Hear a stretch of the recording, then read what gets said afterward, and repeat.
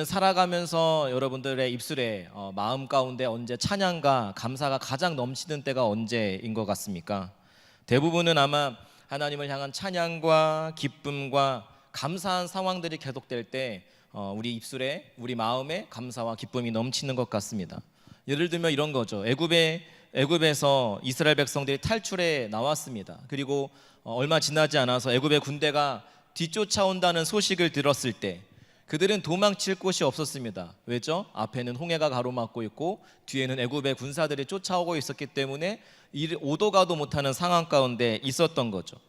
그런데 그때 하나님께서 그들을 내버려 두지 않으시고 길이 없던 곳에 그 홍해의 길을 내시고 이스라엘 백성들이 무사히 다 건너갈 수 있도록 하셨죠. 그리고 이스라엘 백성들을 추격해오던 애굽의 군사들이 홍해에 이르게 되었을 때 원래 바다의 모습으로 다시 돌아가서 이스라엘을 쫓아오던 애굽의 군대가 다 수장되어서 애굽으로부터 완전한 구원과 하나님의 도우심의 손길로 이제 기적을 베푸신 하나님으로 인하여서 살아나게 되었을 때, 죽을 뻔한 위기에서 자신들을 구원해 주신 경험이 있을 때 하나님을 향한 기쁨과 감사가 넘쳐나지 않을까. 그래서 그 출애굽기를 보면 홍해를 건너고 나서 모세와 또 그의 누이 미리암이 하나님을 찬양하는 내용들이 기록되어져 있습니다. 지난 한 주간 저는 태풍 쏠리기 한반도를 휩쓴다는 소식이 떠들썩하던 그때에 저는 제주도 한복판에 있었습니다. 그래서 무사히 여러분들을 만날 수 있어서 더 감사한 주일이 아닐 수 없습니다. 근데 갈 때부터 조금 이상하긴 했어요. 제주도 가는 비행기를 제가 여러 번 타봤는데 이번에 탔는데 뭔가 이상하더라고. 활주로를 달리기 시작하는데 비행기 기체 안에서 굉장한 소음이 나는 거예요. 그리고 활주로를 달리면 달릴수록 속도가 높아지면 높아질수록 고도가 높아지면 높아질수록 그 소리는 점점 더 커지는 거죠. 이거 비행기 이상한 거 아닐까? 별별 생각들을 다 했습니다. 그 하늘에서 비행기가 떨어지면 오랜만에 휴가 갔는데 영원한 휴가를 맞이하는 건 아닐까? 티는 안 냈지만, 아내가 옆에 있어서 티는 안 냈지만 그런 두려움과 무서운 마음들이 있었습니다. 그렇게 기도하는 마음으로 마음 졸이던 순간이 지나고 무사히 비행기가 활주로에 착륙하던 그 순간 제 입술에서는 됐다, 살았다, 주님 감사합니다, 그런 찬양이 입술에 가득 절로 나오더라는 거죠. 여러분, 근데 우리가 함께 읽었던 본문의 말씀은 승리와 이렇게 죽을 수도 있다는 어떤 위험 가운데 구원해 주셨을 때 그때 불렀던 찬양의 내용이 아니고요, 정확히 무슨 상황 가운데 있었지는 잘 모르겠지만 시인이 힘들고 어려웠던 상황 가운데서 그러나 그때에 찬양하고 있는 모습, 그렇게 기록되어 있습니다. 더군다나 이 시인이요, 하나님을 알지 못하는 사람들로부터 야, 내가 믿는 하나님이 어딨어? 야, 네가 믿는 하나님이 있는데 너가 어떻게 그럴 수 있어? 하나님이 있기는 하냐? 그런 비방과 조롱까지 당하고 있었습니다. 그런 상황들이 얼마나 힘들었던지 시편 기자는 3절에 보면 이렇게 기록하고 있어요. 내 눈물이 주야로 내 음식이 되었다. 하루 세끼 눈물이 음식과 같이 될 정도로 눈물을 삼키는 고통 가운데 있었다는 것이죠. 그리고 5절에서 자신의 상황을 가리켜서 낭망하고 불안 가운데 있었다라고 말하고 있는 것입니다. 더욱 문제는요, 시편 기자가 3절에 사람들이 종일 내게 하는 말이라고 할 정도로 사람들에게 받는 비웃음과 비난을 더 과장하게, 그리고 상처를 크게 받는 연약함 가운데 있었다는 거죠. 여러분, 아무리 그래도 그렇지, 아무리 할 일이 없어도 그렇지, 사람들이 그 사람 옆에 딱 붙어가지고 매일같이 그렇게 시시때때로 만사 제쳐놓고 불평과 불만과 비난하는 소리를 계속 할 수 있었을까요?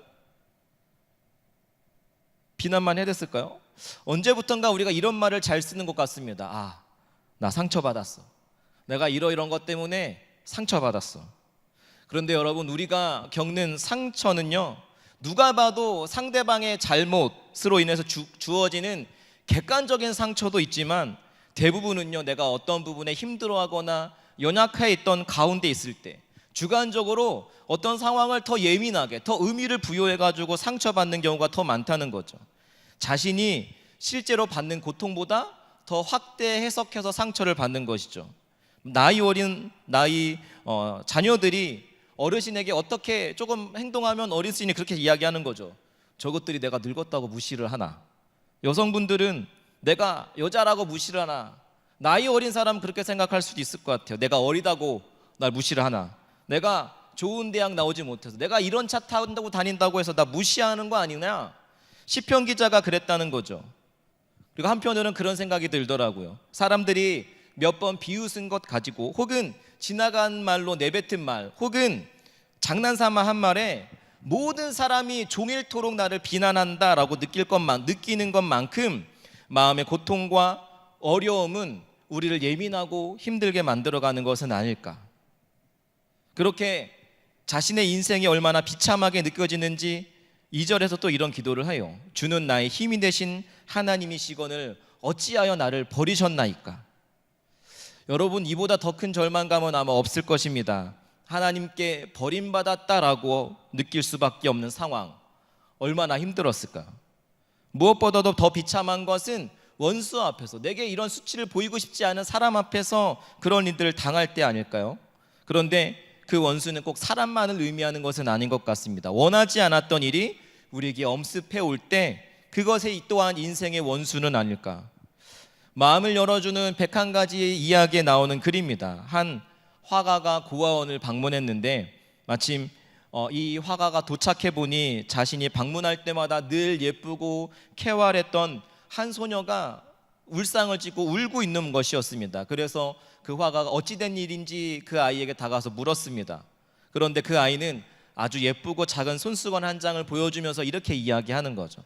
이 손수건은 우리 엄마가 내게 물려주신 아주 소중한 것인데 오늘 그만 실수로 이 손수건에 잉크를 떨어뜨리고 말았습니다. 그런데 아무리 빨아도 지워지지 않는 거예요. 이 말을 들은 화가는 그 손수건을 며칠만 자기에게 빌려달라고 했습니다. 그리고 울음을 그친 아이는 화가 아저씨에게 그 손수건을 건네주었고 며칠 후에 그 소녀에게 소포가 날아들었습니다. 그리고 그 소포를 열어본 순간 아이는 자기의 눈을 의심했습니다. 왜냐하면 화가 아저씨가 자기의 손수건에 떨어진 잉크방울을 기초로 해서 더 멋진 무늬를 그려 넣어서 이전보다도 더 멋있고 이쁜 아름다운 손수건을 만들어 주었기 때문입니다. 오늘 말씀을 통해서 제가 여러분들과 나누고자 하는 것은 이것입니다. 우리의 삶에 있어서 이 시인이 이야기하는 것처럼 내 삶이 얼룩져 있습니까? 그래서 시인과 같이 인생에서 실패했다, 좌절하여 더는 희망이 없다, 그렇게 느끼십니까? 그런 분을 위해서 오늘 새로운 결단이 있었으면 좋겠어요. 지금 현재 나 자신의 형편과 처지를 바라보면 실망함과 원망함으로 상처투성의 인생이 될 것인가? 아니면 그 가운데서 하나님을 찬양할 것인가? 그러고 나서 성경을 보니까요, 성경에 나오는 믿음의 영웅들은, 믿음의 사람들은 다 같이 하나같이 오점이 없는 인생을 산 사람들이 아니라 오히려 자신의 오점을 아름답게 만들어 가시는 하나님께 소망을 두고 절망 가운데서도 믿음으로 나아갔던 사람들, 그 가운데 하나님의 인도하심과 역사를 경험했던 사람들이더라고 하는 것이죠. 그러므로 우리가 깨달아야 하는 것은 이것입니다. 하나님을 바라보면 우리의 인생이 이렇게 바뀔 수 있겠군요. 하나님이 역사하시면 우리 인생의 잉크 자국이 아름다운 무늬로 바꿀 수 있겠군요. 여러분, 우리의 인생의 가운데 피해갈 수 없는 것이 있다면 그것은 누구든지 자신만의 파도를 만난다라고 하는 것입니다. 그것이 크든 작든 어려움이 없이 살아갈 수 있는 사람은 아무도 없다는 것이죠. 영국 속담에 이런 말이 있습니다. 큰 파도라야 위대한 선장을 만든다. 어떤 사람은 파도에 휩쓸려 실패하고 죽기도 하지만 어떤 사람은 그 파도를 이기고 유능한 선장이 되기도 한다는 점입니다. 다른 말로 하면 커다란 인생의 파도 속에서 하나님의 얼굴을 바라보며 하나님께 소망을 두고 나아가는 사람은 절망의 심연 속에서 찬양하지만 자신의 능력을 바라보고 가는 사람은 자신에게 큰 파도가 올 때 절망할 수밖에 없다라고 하는 것입니다. 자, 이제 제가 여러분들에게 질문하고 싶은 것은 이것입니다. 여러분들은 누구를 바라보며 살아가기를 원하십니까? 여러분들은 이 인생을 살아갈 때 어디에 시선을 두고 무엇을 바라보며 살아가고 있습니까? 문제를 바라보면 더 큰 불안과 염려가 엄습할 수밖에 없습니다. 그러기에 우리가 지난주까지 계속해서 나누었던 말씀과 같이 반석이신 하나님, 우리의 영원한 산성이신 하나님께로 피하여 나아가야 하는 것입니다. 그 사실을 알고 오늘의 본문의 말씀을 기록한 시인은 어둠 가운데, 절망 가운데, 고통 가운데 눈물이 주야로 음식이 될 정도로 고통 가운데 있었지만 그 하나님을 바라보며 기쁨으로 찬송하며 하나님의 집으로 사람들을 인도하던 때를, 그때를 기억하면서 하나님께로 나아가고 있습니다. 그런데 그때 일을 기억하고 나니까 한켠으로는 마음이 슬픈 거죠. 4절 말씀 한번 같이 읽어볼까요? 4절 말씀입니다. 시작. 내가 전에 성의를 지키는 무리와 동행하여 기쁨과 감사의 소리를 내며 그들을 하나님의 집으로 인도하였더니 이제 이 일을 기억하고 내 마음이 상하노도다. 계속해서요. 내 영혼아 내가 어찌하여 낙심하며 어찌하여 내 속에서 불안해하는가. 너는 하나님께 소망을 두라. 그가 나타나 도우심으로 말미암아 내가 여전히 찬송하리로다. 아멘. 이 시인은요, 과거에 그토록 큰 은혜를 주셨던 하나님이 자기 자신을 이대로 방치할 리 없다 그러면서 이렇게 내가 낭망하고 우울함에 빠져서 상처를 확대 해석하며 다운되어 있는 것은 옳지 않아. 그것은 순전히 기분 탓이지 실제로 그런 것이 아니야. 내 영혼아 라고 하면서 눈앞에 있는 어려움과 절망에서 시선을 옮겨 하나님께로 소망을 두며 스스로 깨우기 시작하는 것입니다. 내 영혼아. 사랑하는 여러분, 하나님을 바라본다라고 하는 것의 의미는 우리의 인생의 불확실성 속에서 확실함을 보는 것입니다. 우리의 인생의 근심 속에서 기쁨을 보는 것입니다. 우리의 인생의 불안 속에서 평안을 바라보는 것입니다.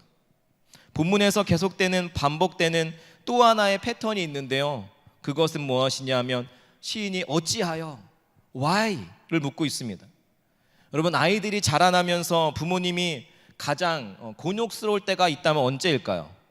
제가 아직 자녀를 키워보진 않았지만 유치부 사역을 오랫동안 하면서 또 조카를 보면서 저는 아이가 why라고 하는 질문을, 왜? 라는 질문을 던지기 시작할 때부터가 아닐까라는 생각을 했습니다. 이거 왜 그래요? 왜요? 할아버지 머리는 왜 휘어요? 저녁이 되면 왜 하늘이 빨개져요? 처음에 몇 번 그 왜요에 대한 질문을 들으면 자세하게 친절하게 설명해 줄 겁니다. 그런데 한두 번도 아니고 친절하게 설명해 줬는데 계속해서 왜요? 왜 그래요? 왜요? 이렇게 물어보면 정말 죄송합니다, 짜증이 나더라고요. 나를 놀리는 것이 아닌가라고 싶을 정도로. 근데 그때가 되면 참 힘들 것 같다라는 생각을 하는 거죠. 그런데요, 어떨 때는 왜요라고 하는 질문을 받았을 때 이 아이에게 설명해 주고 싶어도 설명해 주지 못할 때, 왜냐하면 이 설명을 해줘도 이 아이가 아이의 수준에서는 이해할 수 없는 영역이 있을 때 참 곤란하더라고요. 배가 물 위에 뜨는 원리라든지 비행기가 하늘을 날아가는 원리라든지 알려주고 싶지 않아서가 아니라 설명해 주어도 그 아이가 알아들을 수 없을 때가 있기 때문에 곤혹스럽더라고 하는 거죠. 여러분, 하나님 아버지의 마음이 꼭 그렇지 않을까요?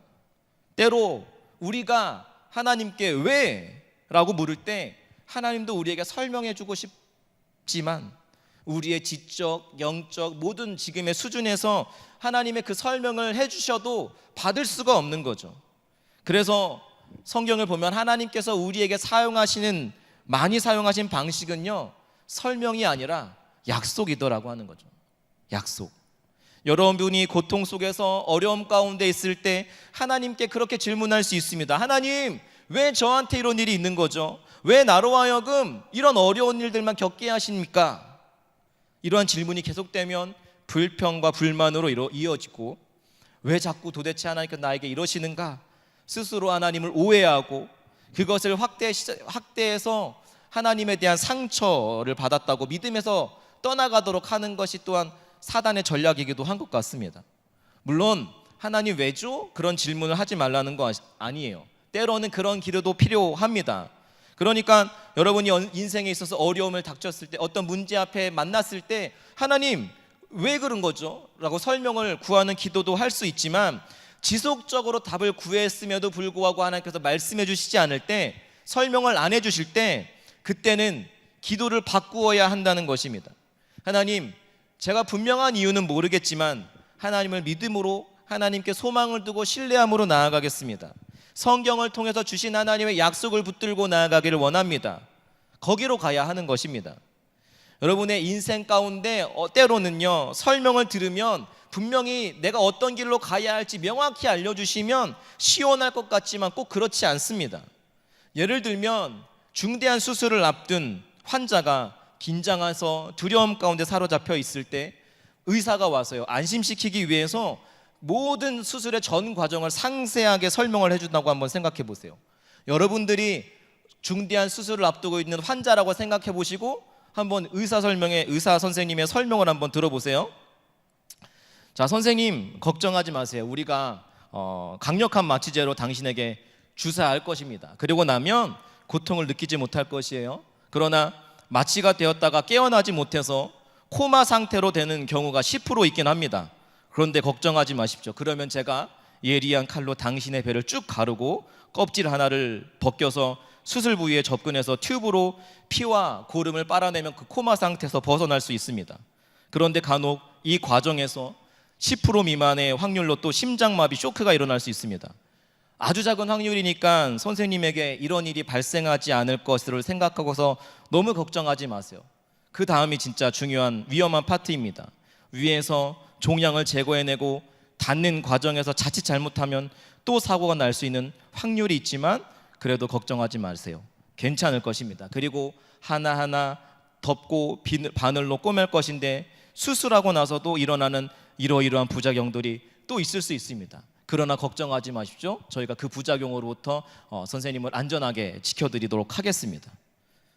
여러분, 이 설명을 들으면 환자가 정말 탁월한 의사 선생님이구나, 두렵지 않고 내 몸을 맡길 수 있으시겠습니까? 아니면 수술을 진행할 담당 주치의가 수술을 앞두고서 조마조마하고 있을 그때에 방문해서 환자의 손을 꼭 붙잡고 말하는 것입니다. 선생님, 조금 어려운 수술이 될 수 있지만 우리가 경험이 많습니다. 좋은 의사 선생님들이 많이 있습니다. 최선을 다해서 선생님이 이전보다 더 건강한 모습으로 회복될 수 있도록 집도할 것이기 때문에 한숨 잔다고 생각하시고 푹 자고 일어나십시오. 안심하세요. 여러분, 어떤 경우가 환자에게 더 큰 위안과 안심이 될까요? 첫 번째라고 생각하시는 분 계십니까? 대부분 후자가 아닐까요? 여러분, 이게 약속인 것이죠. 우리 인생의 최고의 의사 되시고 전문가 되신 하나님께서 저와 여러분들에게 오셔서 그 어려움 가운데 우리가 이해할 수 없을 때 하나하나 설명해 주시면서 전혀 위안되지 않고 이해할 수 없는 설명을 하나님께서는 하시는 것이 아니라 아무것도 염려하지 말라, 두려워하지 말라, 내가 너와 함께 할 것이기 때문에 너 한 개도 걱정하지 말아라. 내가 너를 지명하여 불렀으니 너는 내 것이야. 그렇기 때문에 내가 너를 잘 알아. 그래서 내가 불과 물 가운데 지난다 할지라도 내가 늘 언제나 너와 함께 할 거야. 내가 너 손을 붙들어 줄 거야. 불과 물과 같은 고난 가운데 있을 때 주님께서는 우리에게 설명을 덧붙이시기보다는 그 상황을 아신다고 말씀하시고 우리에게 하시는 것은 약속을 하시는 것이죠. 그리고 우리가 그 약속을 붙잡기를 원하시는 것이요. 그러고 나서 성경을 곳곳을 보면 하나님께서 사용하는 방식들은 설명이 아니라 약속이더라는 거죠. 하나님께서 오늘 저와 여러분에게도 끊임없이 말씀하시는 것은 약속을 주고 계십니다. 두려워하지 말라, 놀라지 말라. 사랑하는 여러분, 그러므로 우리가 살아가는 인생 가운데 일어나는 고난에 맞닥뜨렸다라고 했을 때 너무 크게 확대해서 해석하지 않으셨으면 좋겠어요. 자기에게 일어나는 고난에 대해서 하나님께 너무너무 설명해 달라고 하시기보다는 하나님의 약속을 바라보시기를 소망합니다.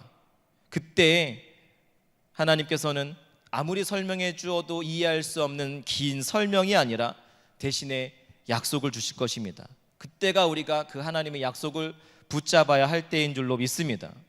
오늘 우리가 여러 가지 환경과 상황 속에서 어려움으로 인해서 디프레스되고 정신적으로 힘들고 우울함 가운데 빠져 있는 분이 있다고 한다면 하나님의 약속을 바라보시기를 바랍니다. 하나님이 나를 버렸다라고 생각하시는 분들이 있다면 그런 생각 집어치우시고 설명을 들으면 속 시원할 거라고 하는 생각에서 벗어나서 하나님께 소망을 두고 그분에게 시선을 옮기시기를 바랍니다. 하나님은 우리를 돌보시겠다 약속하시고 그 약속을 우리가 붙들기를 원하시는 분이시기 때문에 그렇습니다. 여러분, 인생에서 상처를 받고 사람들이 비웃음을 당하고 외롭고 힘든 광야의 시간을 지날 때 하나님한테 설명해 달라고 그래. 야, 하나님 살아계시면, 하나님이 너 사랑하시면 어떻게 너한테 그럴 수 있어? 라고 말하는 사탄의 꼬드김에 넘어가지 말고, 내 영혼아 낙심하지 마라. 내 영혼아 하나님을 원망하지 마라. 내 영혼아 그렇게 무기력하게 앉아있지 마라. 우울함에서 벗어나 하나님께서 약속하시는 것들을 붙들고, 하나님이 약속대로 반드시 너를 붙드시고 지키실 것이기 때문에 그 하나님을 찬송하라. 그렇게 선포되기를 소망합니다. 우리가 바라보아야 할 것은 무엇일까요? 제가 지난 한 주간 폭풍우 가운데 있으면서 깨달았던 것이 하나 있습니다. 비바람이 몰아치고 하늘은 너무 캄캄하고, 그 가운데서 비행기를, 제주도가 이제 괜찮아져 비행기를 타고 하늘에 올라가는데 한국 땅을 바라봤더니 한국 땅은 온통 구름으로 뒤덮여 있는 거죠. 그리고 그 위에 하늘은 태풍과는 전혀 상관없이 너무 맑은 하늘, 너무 아름다운 하늘이더라고요. 그리고 그 비행기가 활주로로 그 군포공에 가까우면 가까울수록 서울 시내에 진입했더니 너무 어둡고 캄캄하고 폭풍우 가운데 있는 것 같은 상황이 벌어지더라고 하는 것이죠. 여러분, 우리가 두려워하고 있는 것은 무엇입니까? 우리 눈앞에 보이는 폭풍우 그 상황들에 있을 때는 두려울 수밖에 없습니다. 이 근심과 염려가 있을 수밖에 없습니다. 그러나 하나님께서는 그 위에 하나님께서는 우리를 지키시고 보호하신다. 그 위에는 우리 눈앞에 보이는 폭풍우가 다가 아니라는 것을 느꼈던 한 주였습니다. 마태복음 14장 22절 33절에 보면 예수님이 무리를 걸으시는 장면이 나옵니다. 기도하러 홀로 가셨던 예수님께서 제자들이 있는 배를 향하여 나아갈 때 제자들은 유령인 줄 알았죠. 유령이다. 그리고 무서워 소리칩니다. 그리고 눈 뜨고 다시 봐도 믿을 수 없는 일이었습니다. 그때 안심하라, 내니 두려워 말라라고 말씀을 듣고서 베드로가 용감하게 앞으로 나섭니다. 주여, 주시어든 나로 하여금 무리로 오라 하소서. 오라, 주님의 명령을 듣고 무리를 걷는 대단한 일을 시작한 것입니다. 그런데 30절에 보니까 바람을 보고 무서워 빠져가는지라 소리질러 이르되 주여 나를 구원하소서라고 합니다. 여러분, 베드로에게 일어난 일이 무엇입니까? 풍랑 속에서 예수님을 보는 순간 그에게 용기가 생기고 믿음이 생겨서 사람으로는 상상할 수 없는 무리를 걷는 기적을 경험한 것입니다. 놀라운 기적을 경험하는 순간에 이 베드로가 풍랑이 있는 바다를 보았더니, 폭풍우가 몰아치는 눈앞의 상황을 바라보았더니 다시 그 믿음을 잃고 바다에 빠져버리는 비참한 순간을 맞아버린 것입니다. 여러분, 우리의 신앙은 결국 이 세상에서 하나님의 얼굴을 바라보고 가느냐, 아니면 세상을 바라보고 가느냐, 잠깐 없어질 두려움, 안개를 바라보고 있느냐 라고 하는 것의 문제가 아닐까 싶습니다. 우리가 바라보아야 할 신앙의 대상은 오직 하나님의 한 분, 그분의 얼굴입니다. 하나님의 얼굴을 바라보게 될 때 일어난 일은 무엇입니까? 빌립보서 4장 11절 13절의 말씀에 내가 궁핍함으로 말하는 것이 아니라 어떠한 형편에든지 나는 자족하기를 배웠노니 나는 비천에 처할 줄도 알고 풍부에 처할 줄도 알아 모든 일 곧 배부름과 배고픔과 풍부와 궁핍에도 처할 줄 아는 일체의 비결을 배웠노라. 내게 능력 주시는 자 안에서 내가 모든 것을 할 수 있느니라. 할렐루야. 이것이 신앙의 비결입니다. 풍부함과 모자람이 우리의 삶을 바꿔주는 것이 아니라 우리의 삶을 바꿔주시는 분은 우리에게 능력을 주시는 그분에게 달려있는 것입니다. 그러므로 우리가 오늘 결단해야 할 것이 있다면 하나님의 얼굴을 바라보기 위해서 우리의 믿음을 가로막고 있는, 하나님을 바라보는 것을 가로막고 있는 것들이 무엇인가, 그것을 제거하는 일일 것입니다. 하나님께로 나아가는 것을 가로막는 환경 가운데 믿음의 주여 또 온전케 하신 이는 예수를 바라보자, 그것을 이루어가는 것입니다. 우리의 삶에는 홍해도 있고 요단강도 있습니다. 건너야 할 수없이 많은 어려움들이 있을 수 있습니다. 문제는 우리 힘으로는 그것을 건널 수 있는 능력이 없다는 것입니다. 우리의 인생을 가로막는 강이 나타나거든 그 가운데 여지없이 하나님을 바라보라고 약속하시는 하나님을 바라보라고 말씀하시는 것입니다. 그런데 우리의 문제는 무엇입니까? 김종원 목사님이 쓴 겁나지만 겁내지 않는다라는 책을 보면 이런 이야기가 나옵니다. 어떠한 사람이 사막 여행을 하는데 해가 뉘엿뉘엿 넘어가고 있었습니다. 길을 잃을 것만 같았습니다. 방향에도 자신이 없었습니다. 더 해가 지기 전에 오아시스를 만나야 된다는 생각으로 발걸음을 재촉했습니다. 마침 발자국을 발견했습니다. 그 발자국을 따라가면 오아시스에 도달할 수 있겠다는 생각으로 열심히 그 발자국을 따라갔습니다. 그런데 아무리 따라가도 끝이 없었습니다. 이상해서 살펴보았더니 그것은 자기 발자국이었던 것입니다. 무슨 말입니까? 가던 길만 계속해서 맴돌았다라고 하는 것이죠. 우리의 인생을 여러분 나아가지 못하게 하는 것은 자신의 발걸음만 바라보며 주의 얼굴을 보지 못하는 것에서 비롯되었다라고 하는 것입니다. 이스라엘 백성들이 가나안 땅을 향해 들어가야 할 때 건너야 했던 요단강이 있었습니다. 그 요단강을 건너기 위해서 모든 이스라엘 백성들은 저 앞에 앞서가고 있는 언약궤를 바라보아야 했습니다. 그 언약궤를 바라볼 때 하나님의 인도하심이 보이기 때문이죠. 우리가 잘 알고 잘 부르는 시선이라고 하는 찬양이 있습니다. 내게로부터 눈을 들어 주를 보기 시작할 때 주의 일을 보겠네. 내 작은 마음 돌이키사 하늘의 꿈 꾸기 안에 주님을 볼 때 모든 시선을 주님께 드리고 살아계신 하나님을 느낄 때 내 삶은 주의 역사가 되고 하나님이 일하기 시작하네. 여러분, 우리 삶에 하나님의 얼굴만이 보이게 될 때 어떤 일이 일어납니까? 다른 세상에 좋은 것들이 없어서가 아니라 하나님을 사랑하기에 페이스 투 페이스, 하나님의 얼굴과 나의 얼굴이 마주대하고 살아갈 때 어떤 일이 일어나느냐? 사도 바울은 이렇게 고백합니다. 내가 부유하거나 가난하거나 내 눈앞에 있는 상황은 중요한 것이 아니라 내게 능력 주시는 자 안에서 내가 모든 것을 할 수 있다. 오늘 우리가 함께 읽었던 시인도 동일한 고백을 하고 있습니다. 내 영혼아, 내가 어찌하여 낙심하며 어찌하여 내 속에서 불안해하는가? 너는 하나님께 소망을 두라. 나는 그가 나타나 도우심으로 말미암아 내 하나님을 여전히 찬송하리로라. 여러분, 이게 믿음의 사람 아닐까요? 내 눈앞에 있는 상황들은 보이지 않습니다. 믿음의 길을 걸어가고 있는 것 같지만 그 믿음의 경주 끝이 보이지 않는 것 같습니다. 그때에도 하나님을 찬양하고 감사하며 그의 얼굴을 구하며 나아갈 수 있는 사람, 현재 우리 삶의 오점만 바라보지 않으셨으면 좋겠어요. 우리를 계속해서 대적하는 그 괴롭히는 대적들을 바라보지 마시고 우리의 삶을 비관적으로 만드는 눈앞에 닥쳐있는 상황들만 바라보지 마시고 오히려 그 가운데 내 얼굴을 도우시는 하나님을 바라보고 찬송할 수 있는 저와 여러분이 되기를 소망합니다. 그러한 마음을 담아서 우리가 함께 같이 기도하기를 원합니다. 여러분, 인생 가운데 지금 인생의 길을 걷고 있는 여정 가운데 여러분 무엇을 바라보며 살아가고 있습니까? 여러분들의 시선은 어디에 고정되어 있습니까?